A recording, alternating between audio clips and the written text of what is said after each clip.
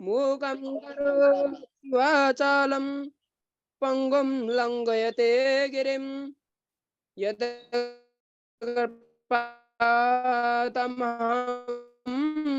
वन्दे परमानंदमाधवम्। बोलिए भागवत महापुराण की जय। व्यास जी महाराज की जय। सुखदेव महाराज की जय। अपने अपने गुरुदेव की जय। इष्ट देव की जय। अनंत कोटि ब्रह्मांड नायक अचिंत्य कल्याण गुणगण निधान सर्वेश्वर सर्वाधिपति अकारण करुणालय वरुणालय अकारण करुणाकारक सकल जन कल्प साफारक परात्पर परम ब्रह्म अनंत कोटि कंदर्प दर्प दलन पटियान करुणा सिंधु सच्चिदानंद घन परमात्मा निर्गुण निराकार सगुण साकार जगदेक बंधु श्री कृष्ण एवं श्री राधा रानी तथा अपने इष्ट देव की युगल चरणों में इस दास का बारंबार प्रणाम। समुपस्थित भगवत भक्तगण अनुपस्थित भक्तगण और भागवत कथानुरागी सज्जनों भक्तिमयी मातृशक्ति भगनी बांधवों तथा जो दूरभाष से इस कथा का श्रवण पान कर रहे हैं उनको इस दास का बारंबार प्रणाम।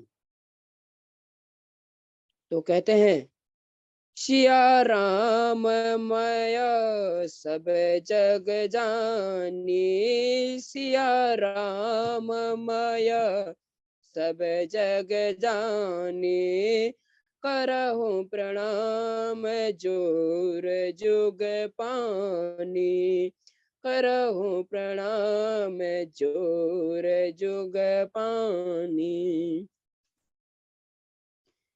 तो किसी सज्जन ने पूछा संत बाबा से कि भागवत का क्या स्वरूप है। तो बहुत से संतों ने उसके अलग अलग अर्थ देके कहा है भगवतः इदम स्वरूपम भागवतम। जो भगवान का स्वरूप है उसे भागवत कहते हैं। तेन तेन वाग्मयी मूर्ति कृष्ण प्रत्यक्ष एव ही। यह जो श्रीमद् भागवत है ना वह श्री भगवान श्री कृष्ण की साक्षात प्रत्यक्ष मूर्ति है शब्दमयी मूर्ति है। और किसी ने कहा भगवतः प्रोक्तम भागवतम। भगवान ने जिसका उपदेश दिया उसे भागवत कहते हैं। भागवतः भगवतः चरितम यदि यस्मिन यद भागवतम। जिसमें भगवान के परम पवित्र चरित्रों का वर्णन किया जाए उसे भागवत कहते हैं। भगवत्याः श्री राधायाः गुप्त चरित्रम यस्मिन यद भागवतम। कहा है जिसमें श्री राधा रानी का गुप्त चरित्र है। गुप्त चरित्र का जो वर्णन किया गया है उसे भागवत कहते हैं। तो किसी भगवत प्रेमी ने पूछा कि राधा नाम का तो उसमें कुछ है ही नहीं। तो संतों ने कहा कि अगर सुखदेव जी के अगर कानों में राधा नाम का उच्चारण भी पड़ जाए या कहीं से सुन ले तो उन्हें 6 मास की ध्यान निद्रा में चले जाते हैं और राधा नाम के संकीर्तन में चले जाते हैं। तो इसलिए राधा नाम को गुप्त रखा, जिससे सभी भगवत प्रेमी तथा परीक्षित का उद्धार हो सके। तो किसी संत ने कहा,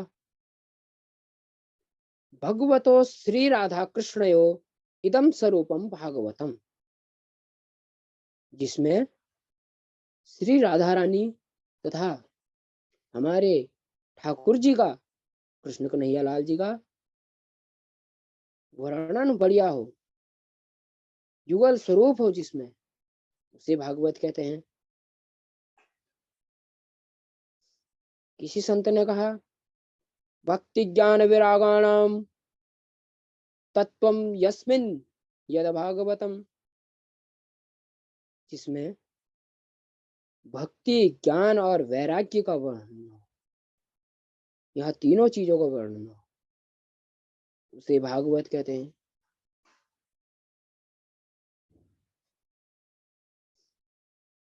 तो आखिर भागवत है क्या? भागवत में 4 अक्षर है। क्या क्या? भा, ग, व और त। तो कहते हैं, भाष्यते सर्व वेदेषु गीयते नारदादिवि वदन्ति त्रिषु लोकेषु तरन्ति भवसागरा। इसमें समस्त देवता प्रकाशित होते हैं और जिसका गुणगान नारद आदि ऋषि करते हैं, तीनों लोकों में जिसका गुणगान होता है, और जो इस संसार रूपी सागर को तारने के लिए है, वह भागवत है।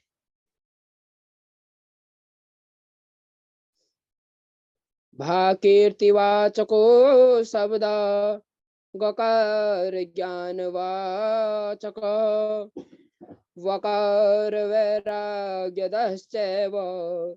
तकार संसते तारक। तो कहते हैं सज्जनों, भागवत में जो भ अक्षर है ना, वह कीर्ति को प्रदान करता है, और जो गो अक्षर है, वह हमारे ज्ञान को बढ़ाता है, ज्ञान को देने वाला है गो अक्षर। और जो वह अक्षर है, वो वैराग्य को बढ़ाता है, ज्ञान देता है, वैराग्य का ज्ञान देता है।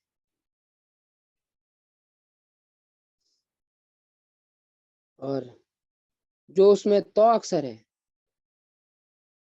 वो संसार के जो संसार रूपी समुद्र है, उसको तारने वाले हैं। और अगर हम बात करें भागवत की, जो इसमें 4 अक्षर हैं,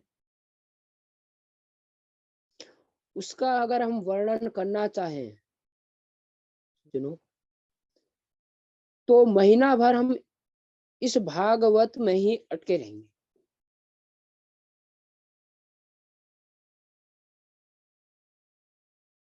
तो फिर कहा गया है, सर्गश्च प्रतिसर्गश्च वंशो मन्वन्तराणि च वंशाय चरितं चैव पुराण पंचलक्षणम। जहाँ सूक्ष्म दृष्टि, स्थूल सृष्टि, सूर्य चंद्र और आदि को वंश का वर्णन हो, तथा मनवंतरों में जो राजा पैदा होते हैं, तथा भगवान के जो भक्त प्रेमी हैं, भगवत प्रेमी है जो, उनके वंशों का जो वर्णन होता है,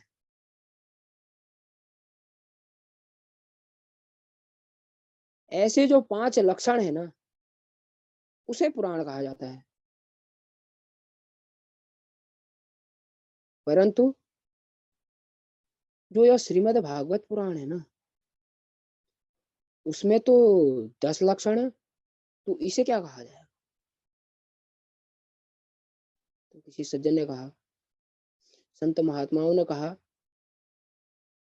कि जिसमें 10 लक्षण हो, वह पुराणों में भी उत्तम, पुराणों का भी ऊपर होगा, वह महापुराण कहा जाएगा।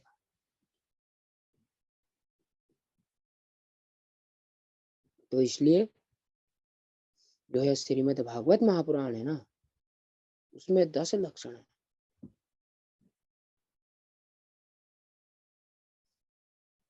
तो फिर बात आई कि किसी ने पूछा, महाराज संतों से पूछा कि हमें महात्म्य की क्यों जरूरत पड़ी, हमें सीधा सीधा क्यों नहीं सुनाया?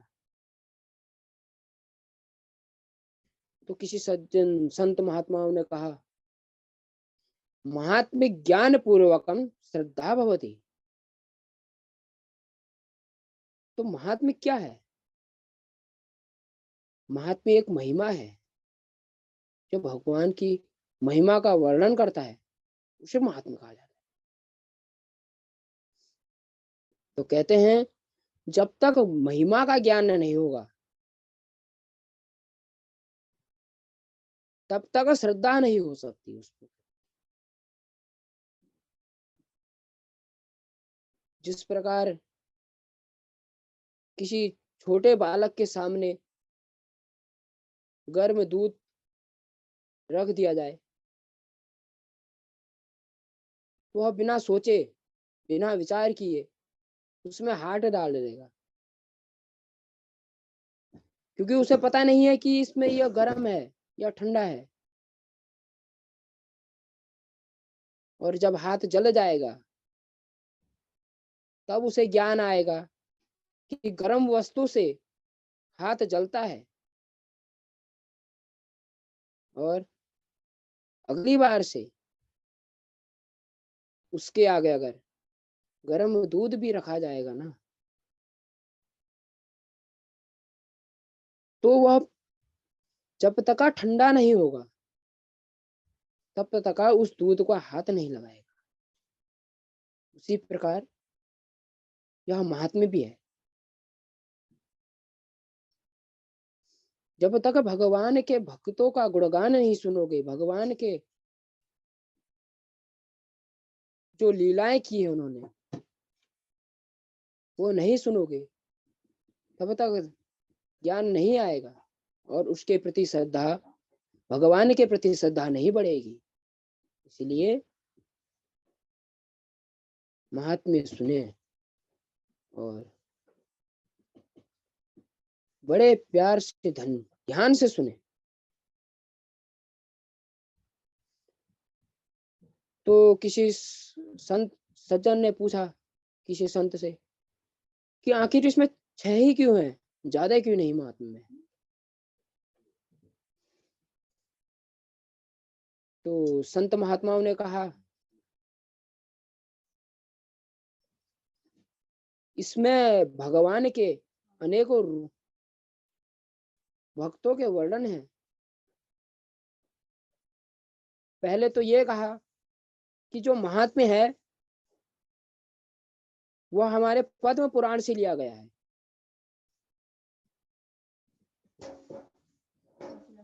और इसमें जो प्रथम के 3 अध्याय हैं,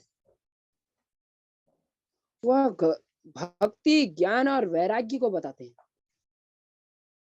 किस प्रकार भक्ति महारानी दक्षिण भारत से आती हुई अपने ज्ञान और वैराग्य को लेकर साथ में चलती है, और पूरी पृथ्वी का भ्रमण करते हुए अपने दोनों बालकों को लेकर, ज्ञान और वैराग्य को लेकर, वृंदावन की पावन भूमि में जमुना जी के किनारे बैठ जाती है।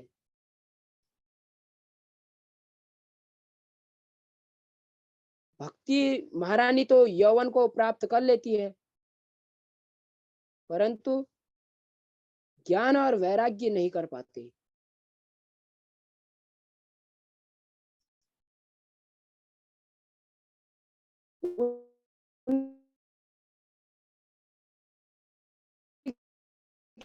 उनके चारों तरफ दास दासियां बैठी हैं। नारद जी का प्रवेश होता है और नारद जी सब बताती है कि ये मेरे पुत्र हैं, ज्ञान और वैराग्य, मैं यहाँ यहाँ से आई हूँ, और अत्यंत बातें होती है। तो वो बताती है कि मैं तो यौवन को प्राप्त हुई, परंतु ये मेरे को नहीं प्राप्त हुई, इन दो को तो यौवन नहीं प्राप्त हुआ। तो नारद जी उनको आश्वासन देते हैं कि भाई इनको मैं ठीक करूंगा। परंतु उनको जितना भी आता था, उपनिषद ग्रंथ, पुराण, सभी सुना दिए। जितनी देर वो सुनाते उतनी देर में तो ठीक रहते, उसके बाद फिर मूर्छा आ जाती।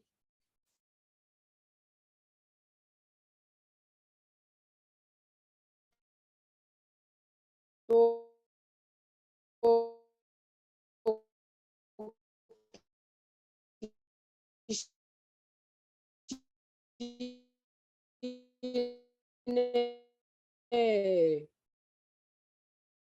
आकाशवाणी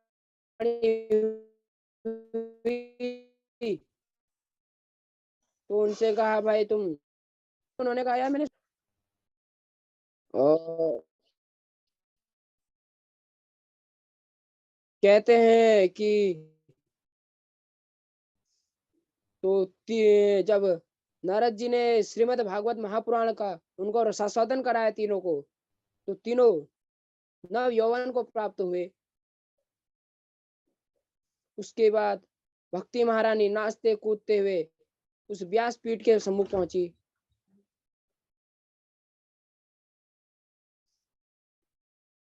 तो भगवान ने आशीर्वाद दिया, साक्षात भगवान नारायण प्रकट होकर उनसे कहा कि आप सभी संतों के हृदय में वास करो। तभी से भक्ति महारानी सभी भक्तों के हृदय में है।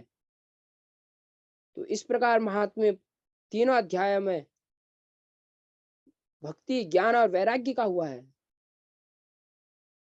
और इसके बाद जो दो अध्याय हैं उसमें आत्मदेव, उनकी पत्नी धुंधली तथा उनके दो पुत्र धुंधकारी और गोकर्ण, इनकी कथा है कि किस प्रकार आत्मदेव जी को पुत्र नहीं हुआ। वह एक वृक्ष के नीचे रोने लगे। किसी संत आए और कहने लगे कि भाई तुम क्यों रो रहे हो। उन्होंने भी अपना पूरा वृतांत सुनाया। तो इस प्रकार बताया सब। घर आए, उन्होंने कहा भाई इस फल को खा लेना। धुंधली से कहा, परंतु धुंधली तो दूसरों के उसमें भड़काने में आ गई। उसने कहा भाई कोई ऐसे पुत्र होता है। तो उसने वो जो फल लाई थी वो गाय को खिला दिया और अपनी बहन के वहां से उस पुत्र को गोद ले लिया। कुछ समय बाद धुंधकारी तो बहुत ही दुष्ट बन चुका था और गोकर्ण अपनी साधना के लिए चले गए। उनके पीछे उनके पिता की मृत्यु, माता की मृत्यु और अन्य लीलाएं हुई, जिससे धुंधकारी एक प्रेत में बदल गया। गोकर्ण जी आए, घूमते घामते उन्होंने कहा भाई घर में जाते हैं। परंतु वहां देखा तो वहां कोई नहीं।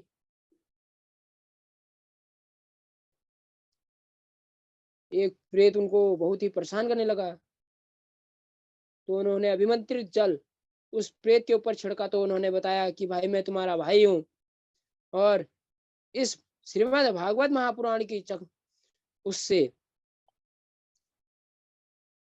उस धुंधकारी का भी उस धुंधकारी का भी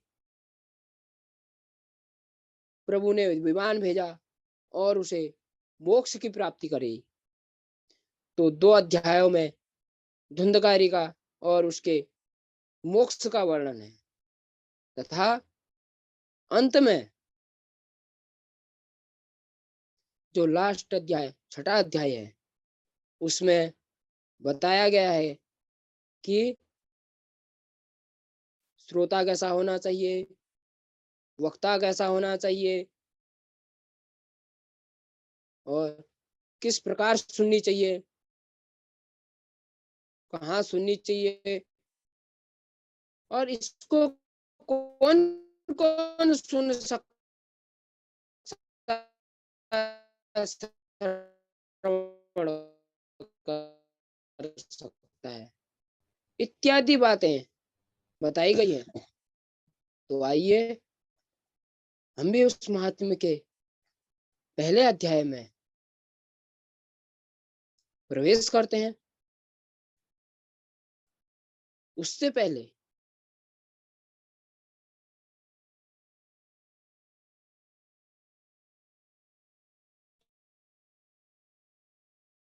थोड़ा संकीर्तन नाम, तो अपनी मन, वाणी और वचन को पवित्र करने के लिए प्रभु का संकीर्तन नाम करते हैं।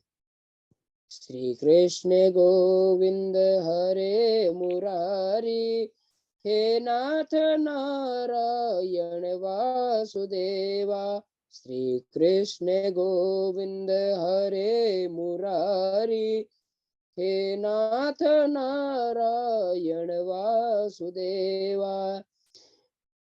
पितमात स्वामी सखा हमारे, पितमात स्वामी सखा हमारे, हे नाथ नारायण वासुदेवा। श्री कृष्ण गोविंद हरे मुरारी, हे नाथ नारायण वासुदेवा। श्री कृष्ण गोविंद हरे मुरारी, हे नाथ नारायण वासुदेवा।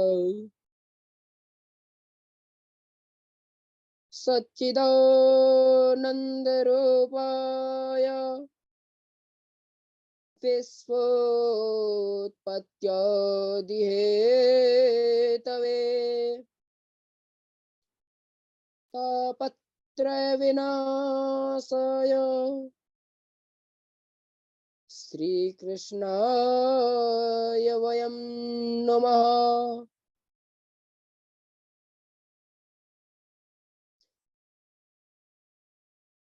यं प्रव्रजन्तमनुपेतमपेतकृत्यम्, द्वैपायनो विरहकातर पुत्रेति तन्मयतया तरवोऽभिनेदुस्तं सर्वभूतहृदयं मुनिमानितोऽस्मि।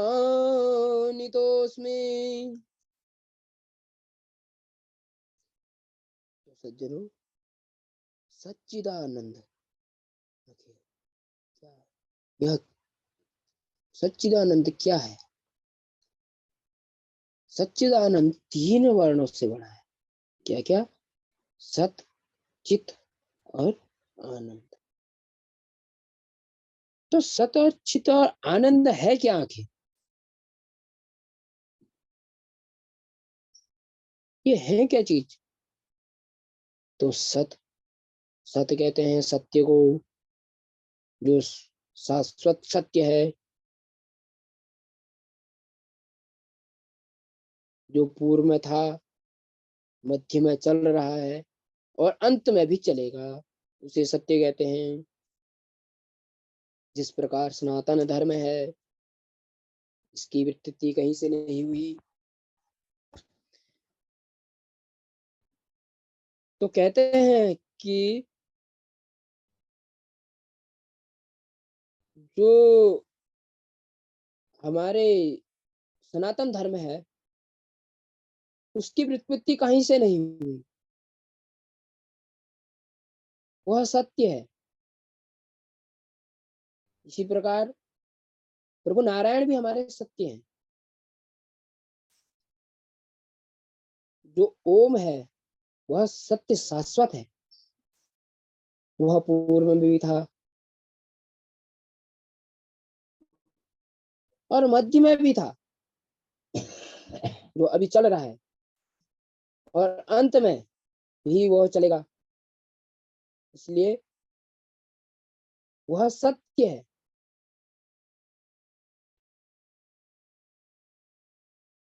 तो चित्त क्या है? चित्त किसे कहते हैं? चित्त कहते हैं प्रकाश को,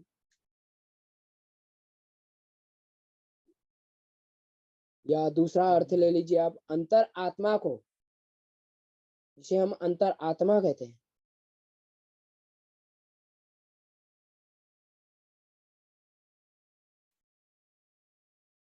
बाहर की जो प्रकाश होता है वो तो कुछ टाइम के लिए रहेगा,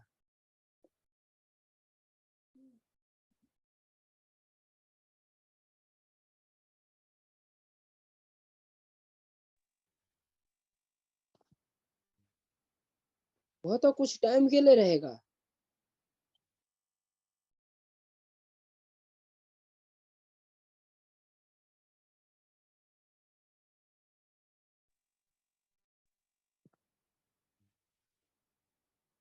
वह तो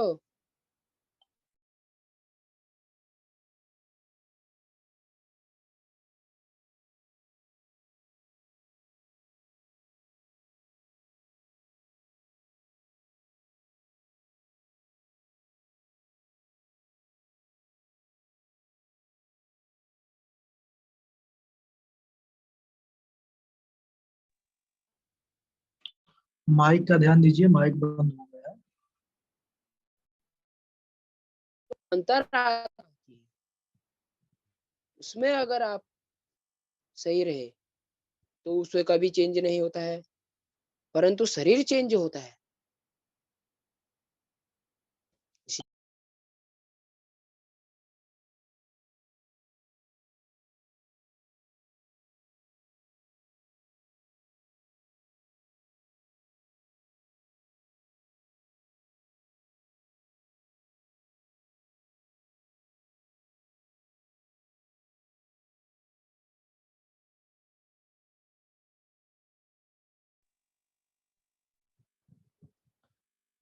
हाँ सोनू जी देखिए, माइक आपका बंद हो गया है। के गद्दों में रहना वह आनंद, या इधर उधर घूमना, मनोरंजन करना, वह आनंद नहीं। वह आनंद नहीं जो हमें अंदर से अनुभव हो, वह आनंद है। जो हमें प्रभु के निकट करता हो, प्रभु के गुणगान करने में आनंद आए, वह आनंद। जो हमें अपने प्रभु नारायण के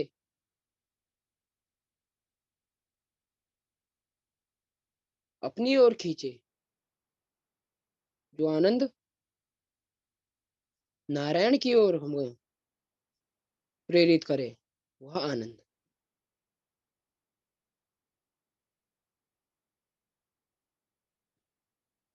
तो यह सच्चित और आनंद है। सच्चिदानंद रूपाय, फिर क्या है, विश्वोत्पत्त्यादि हेतवे। जो विश्व की उत्पत्ति है, पालन करना है और संहार करता है, वह परम पिता परमात्मा। विश्वोत्पत्त्यादि हेतवे, जो विश्व की उत्पत्ति भी करते हैं और पालन भी करते हैं और संहार करने में भी उनकी लीलाएं हैं।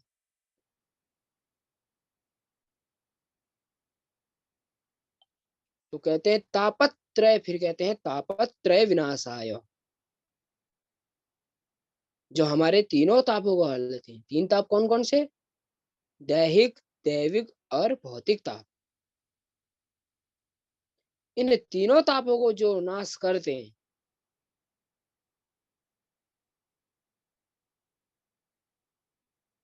तापत्रय विनाशाय श्री कृष्णाय वयम नमः। ऐसे ताप को जो नाश कर दे, ऐसे भगवान श्री कृष्ण को हम सब नमस्कार करते हैं।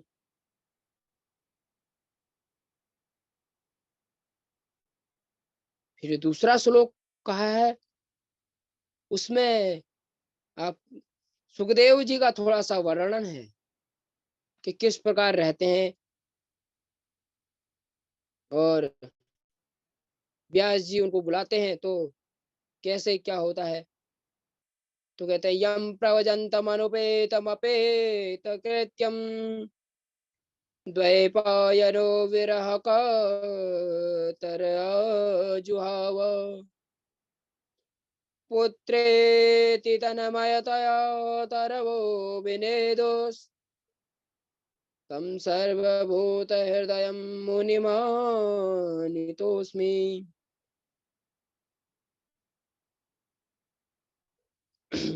यम प्रवजंतमनुपेतमपेत्य कृत्यम द्वैपायनो विरह जुहाव।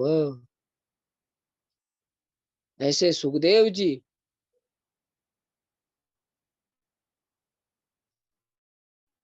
तो उनके पूर्व थोड़ा सा कथा है, तो जो इस प्रकार है सज्जनों।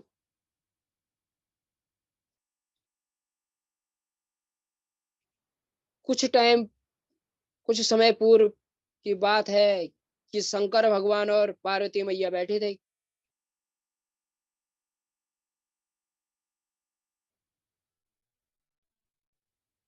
तो शंकर भगवान तो भोले थे, वह अपने ध्यान में बैठे थे। पार्वती मैया कुछ काम में लगी थी घरों में। तो उसी समय नारद जी का भी आगमन हुआ। नारद जी ने बातें कही कि मैया क्या सहा पार्वती मैया का। तो मैया बताती है बढ़िया है, भोले बाबा रहते हैं मस्त, और मुझे ही देखना पड़ता है घर का काम काज। तो नारद जी पूछते हैं मैया प्रेम कितना करते हैं? तो मैया बताती है बहुत प्रेम करते हैं, हमारे से कुछ नहीं छुपता है। तो नारद जी कहते हैं अच्छा, कुछ नहीं छुपता है तो आपको सभी चीज पता होगी, मुझे तो नहीं है, एक दो चीजें मैं भी पूछ लेता हूँ तुमसे तभी। तो मैया पूछती है तो बताओ क्या पूछना है। मैया कहती है, पूछती है। तो नारद जी पूछते हैं मैया, जो बाबा ने गले में मुंडों की माला डाली है वो आखिर है क्या, किसकी है वो, उसके बारे में कुछ पता है? मैया सोच में पड़ जाती है। मैया कहती है कहा कहे तूने भाई,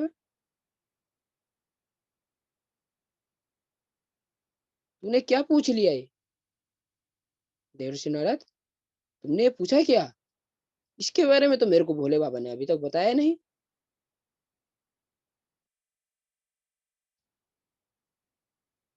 तो उसी टाइम भोले बाबा की भी समाधि टूटती है, तो वो नारद जी को देख लेते हैं। तो कहते हैं नारद बाबा आज यहाँ कैसे पधारना हुआ? तो नारद जी ने कहा महाराज आपके और मैया के दर्शन करने थे तो आ गया। तो अब मुझे आज्ञा दो, देवर्षि नारद कहते हैं मुझे आज्ञा दो, मैं चलता हूँ। क्योंकि नारद जी ने तो मैया को बता दिया था कि भाई अगर प्रेम होता तो बताते सब चीज, इसके बारे में नहीं छोड़ते। तो भोले बाबा भी समझ गए यार आज नारद जी ने तो कुछ ना कुछ किया है घर में, अब जाएं तो जाएं कैसे। तो गए ऐसे ही डरते डरते मैया के पास। तो मैया तो गुस्से में बैठी थी किनारे को। भोले बाबा ने कहा मैया पार्वती जरा खाना देना, हमको भूख लगी है। तो मैया ने कुछ नहीं कहा, थोड़ा पास जाके फिर कहा प्रिय खाना दीजिए, हमें भूख लगी है। थोड़ा प्यार से बोले, नहीं मानी। तो बगल में जाके बैठ गए, कहने लगे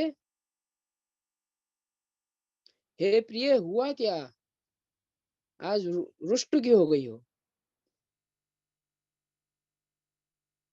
तो पार्वती मैया बोल पड़ी, मैया ने कहा भाई तुमने तो मेरे को नारद जी अगर नहीं होते तो तुम्हें मेरे को ये बात बताई नहीं चलती।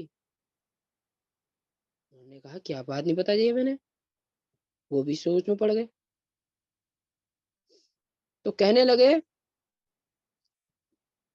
पूछा बाबा ने कि आखिर बताओ तो सही क्या बात है।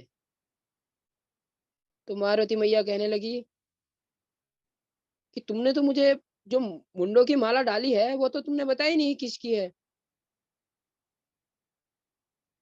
तो भोले बाबा ने कहा अरे ये तो मैंने किसी को बताया नहीं। पार्वती जी कहा कि भाई ये तो तुम ही हो, तुम इतने बार जितने बार जन्म लेती हो और जितने बार मृत्यु को प्राप्त होती है मैं अपनी मुंडों में पहनाते रहता हूँ, इतना प्यार करता हूँ मैं तुमसे देखो। पार्वती मैया को एक बार एक क्षण के लिए सोचने में पड़ गई कि आखिर इतने बार मैं मर गई और भोले बाबा एक बार भी नहीं मरे, ये क्या राज है। तो भोले बाबा से पूछा, उन्होंने कहा भाई मैं इतने बार मर गई हूँ और तुम एक बार भी नहीं मरे, ऐसा तुमने क्या खाया क्या पिया। तो उन्होंने कहा मैंने अमृत अमृत पिया है। उन्होंने कहा मुझे भी पिलाओ फिर उस अमृत को, जो मैं मरूं ना। उन्होंने कहा यहाँ पे नहीं, किसी एकांत जगह पे देंगे। उन्होंने कहा चलिए ठीक है। समुद्र के किनारे आए, वहां भी जितने जीव जंतु थे सब भगा दिए। एक कंदरा के अंदर आके, समुद्र के किनारे एक कंदरा थी उसके अंदर बैठ गए। वहां से जितने भी पशु पक्षी थे जीव जंतु थे सब भग गए। उन्होंने पार्वती मैया से कहा एक बार घूम के आओ चारों तरफ, कोई है तो नहीं देख के आओ। तो पार्वती मैया घूम के देख के आए, उन्होंने कहा कोई नहीं है, परंतु एक टूटा हुआ अंडा पड़ा है। उन्होंने कहा होगा किसी का टूटा हुआ अंडा टूट गया है, क्या होगा। तो भोले बाबा बैठे आसन में, उन्होंने कहा भाई ऐसा है, अगर कथा सुननी है तो बीच बीच में हूँ कहते रहना पड़ेगा। तो पार्वती मैया ने कहा चलिए ठीक है। बाबा ने एक दिन की कथा, 2 दिन की कथा, 3 दिन की कथा सुनाई। चौथे दिन मैया को पड़ गई नींद। पहले दिन की कथा में वह अंडा भी जुड़ने लगा, दूसरे दिन उसके अंदर जीव उत्पन्न होने का हुआ, तीसरे दिन वो जीव फूट गया और चौथे दिन मैया की आवाज में हूँ करते रहा। तो जब कथा पूर्ण हो गई तो बाबा ने जोर से जयकारा लगाया, बोलिए